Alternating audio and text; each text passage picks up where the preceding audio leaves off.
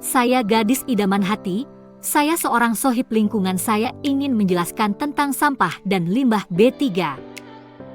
Anda pasti sudah tahu apa itu sampah. Sampah adalah material sisa yang tidak diinginkan setelah berakhirnya suatu proses. Sampah seringkali diartikan sebagai bahan atau material yang telah selesai digunakan dan tidak lagi memberi manfaat. Contohnya seperti sisa makanan berupa tulang yang bukan suatu hal yang penting lagi bagi manusia. Berikut adalah saya paparkan definisi sampah dari berbagai sumber. Menurut World Health Organization, definisi sampah adalah sesuatu yang tidak digunakan, tidak dipakai, tidak disenangi, atau sesuatu yang dibuang yang berasal dari kegiatan manusia dan tidak terjadi dengan sendirinya. Lalu berdasarkan Undang-Undang Nomor 18 Tahun 2008 tentang pengelolaan sampah, sampah adalah sisa kegiatan sehari-hari manusia atau proses alam yang berbentuk padat atau semi padat, berupa zat organik atau anorganik, dan bersifat dapat terurai atau tidak dapat terurai, yang dianggap sudah tidak berguna lagi. Khas tentang limbah.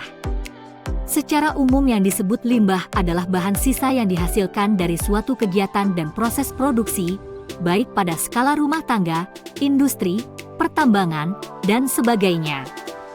Bentuk limbah tersebut dapat berupa gas dan debu, cair atau padat. Di antara berbagai jenis limbah ini ada yang bersifat beracun atau berbahaya dan dikenal sebagai limbah bahan berbahaya dan beracun, limbah B3.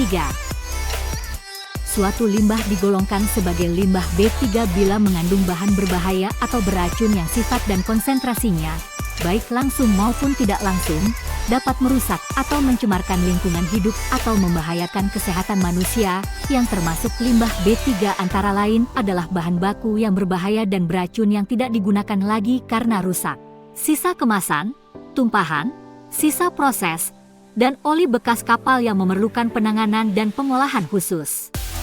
Bahan-bahan ini termasuk limbah B3 bila memiliki salah satu atau lebih karakteristik berikut: mudah meledak, mudah terbakar, bersifat reaktif, beracun, menyebabkan infeksi, bersifat korosif, dan lain-lain, yang bila diuji dengan toksikologi dapat diketahui termasuk limbah B3. Dibanding jenis limbah lainnya, limbah B3 memerlukan metode pengelolaan khusus karena sifatnya yang berbahaya dan juga beracun. Di Indonesia, peraturan mengenai pengelolaan limbah B3 termuat secara khusus di dalam Permen LHK Nomor 6 Tahun 2021 dan PP Nomor 101 Tahun 2014.